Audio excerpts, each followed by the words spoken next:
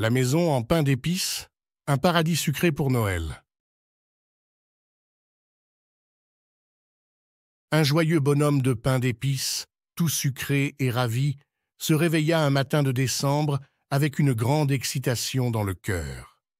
Il savait que Noël approchait à grands pas et il avait hâte de décorer sa maison pour accueillir la magie de cette douce période de l'année.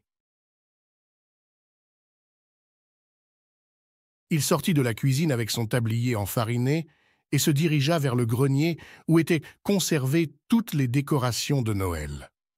Il ouvrit les vieilles boîtes en carton et en sortit de magnifiques guirlandes de bonbons multicolores. En les voyant, son sourire s'élargit encore davantage. Le bonhomme de pain d'épices s'empressa de fixer les guirlandes sur la façade de sa maison en pain d'épices, les entrelaçant avec délicatesse. Il ajouta ensuite des bonbons en forme d'étoiles et de cœurs pour donner une touche festive à sa création. Une fois la maison décorée, le bonhomme de pain d'épices se concentra sur le jardin. Il ramassa des petites boules de sucre qu'il saupoudra ici et là pour créer un chemin scintillant menant jusqu'à sa porte d'entrée. Il planta également des sucettes géantes dans la terre molle, ajoutant ainsi une ambiance sucrée et festive. Satisfait de son travail, le bonhomme de pain d'épices se recula pour admirer le résultat. Sa maison et son jardin étaient devenus un véritable paradis sucré, prêt à accueillir les visiteurs venus célébrer la magie de Noël. Les jours suivants, le bonhomme de pain d'épices observa les réactions des passants qui s'arrêtaient devant sa maison. Leurs yeux brillaient d'émerveillement et d'envie en découvrant cette demeure sucrée. Certains lui demandaient même s'il pouvait croquer un bout de sa maison, mais le bonhomme de pain d'épices leur répondait toujours avec un clin d'œil amusé qu'ils devaient attendre la venue du Père Noël pour recevoir leur part de gourmandise.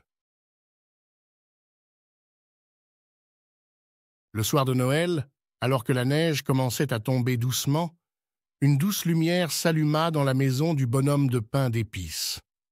Il recevait des amis et des voisins venus partager un bon repas et célébrer le réveillon de Noël. Les rires et les chants résonnaient à travers les murs de pain d'épices, donnant une ambiance chaleureuse et conviviale à cette soirée si spéciale. Le bonhomme de pain d'épices était comblé de bonheur en voyant autour de lui autant de joie et de partage. Soudain, le bonhomme de pain d'épices entendit un bruit familier, comme des pas légers sur la neige.